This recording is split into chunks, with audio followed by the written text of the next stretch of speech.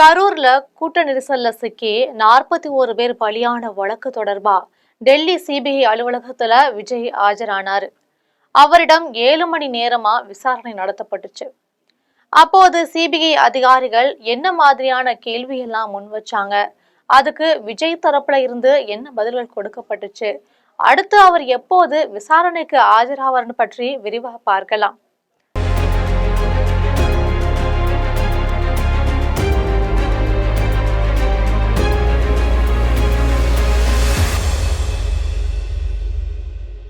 தவேக தலைவர் விஜய் தமிழ்நாட்டில் பல இடங்களுக்கு சென்று பிரச்சாரம் சென்றார். கரூருக்கு கடந்த வருஷம் செப்டம்பர் மாதம் 27ஆம் தேதி சென்றார். அப்போ ஏற்பட்ட கூட்ட நெரிசல்ல சிக்கி பெண்கள், குழந்தைகள் உட்பட 41 பேர் பலியானாங்க. இந்த சம்பவம் பற்றி விசாரணை நடத்த முன்னாள் நீதிபதி அருணா ஜெகதீசன் தலைமையில ஒரு நபர் விசாரணை ஆணையம் அமைக்கப்பட்டது. மேலும் ஐகோர்ட் உத்தரவின் பெயர்ல ஐஜி அஸ்ராகார் தலைமையில சிறப்பு புலனாய்வு குழுவுமே அமைக்கப்பட்டுச்சு. இதை எதிர்த்து தொடரப்பட்ட வழக்கை விசாரித்த சுப்ரீம் கோர்ட் வழக்கு விசாரணையை சிபிஐக்கு மாற்றி கடந்த ஆண்டு அக்டோபர் 13ஆம் தேதி உத்தரவிட்டாங்க. இதற்கு மேலும் சிபிஐ விசாரணையை கண்காணிக்க முன்னாள் நீதிபதி அஜய் ரத்தோகி தலைமையில 3 பேர் கொண்ட குழுவை நியமிச்சாங்க. கரூர்ல பல கட்டங்களா விசாரணை நடந்து வரும் நிலையில தவேக 2ஆம் கட்ட தலைவர்கள் கடந்த மாத இறுதியில் 3 நாள் டெல்லி அழைக்கப்பட்டு விசாரிக்கப்பட்டுச்சு. அவர்களோட கரூர் மாவட்ட அதிகாரிகளிடமும் விசாரணை நடத்தப்பட்டுச்சு. இந்த நிலையில கரூர் சம்பவத்தின் பெருங்கூட்டத்துக்கு காரணமான விஜயிடம் விசாரிக்க சிபிஐ அதிகாரிகள் முடிவு சென்று ஜனவரி 12ஆம் தேதி விசாரணைக்கு ஆஜராக சொல்லி சம்மன் அனுப்பப்பட்டுச்சு. இதே மாதிரி போலீஸ் உயர் அதிகாரிகள் சிலருக்குமே சிபிஐ அதிகாரிகள் சம்மன் அனுப்புனாங்க. இந்த சம்மன் தொடர்பா வக்கீல்கள் மூலம் பதில் தெரிவிக்கலாமா அப்படின்னு தவேக நிர்வாகிகள் சிபிஐ அதிகாரிகளிடம் கேட்டதாகவும், ஆனால் விஜய் நேரில் தான் வரணும் அப்படின்னு அதிகாரிகள் கண்டிப்பா தெரிவிச்சதாகவும் சொல்லப்படுது. இதை தொடர்ந்து விசாரணைக்கு ஆஜராவதற்காக விஜய் தனி விமானம் மூலமா காலையில 7 மணிக்கு சென்னையில இருந்து புறப்பட்டிருக்காரு. அவரோட ஆதவர்ஜனாவும் போயிருக்காரு. இந்த விமானம் காலை 10 மணி அளவுல டெல்லி வந்திருக்கு. அங்கிருந்து சிபிஐ அலுவலகத்துக்கு விஜய் காரில் புறப்பட்டு காலை 11:30 மணிக்கு சிபிஐ அலுவலகத்துக்கு சென்றிருக்காரு. அவரோட வந்த மற்ற கார்கள் எல்லாம் சிபிஐ அலுவலக வளாகத்துக்குள்ள அனுமதிக்கல.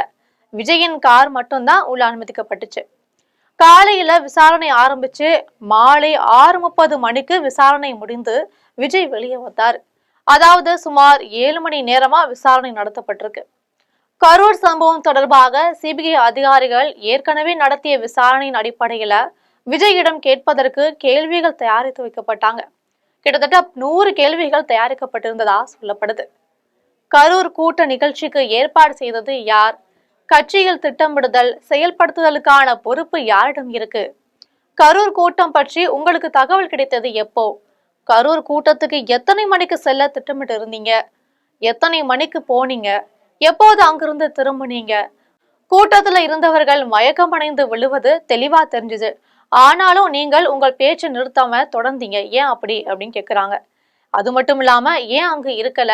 சிலர் மயக்கமடைந்த போது நீங்கள் கூட்டத்தினருக்கு தண்ணீர் பாட்டில்களை கொடுத்தீங்க.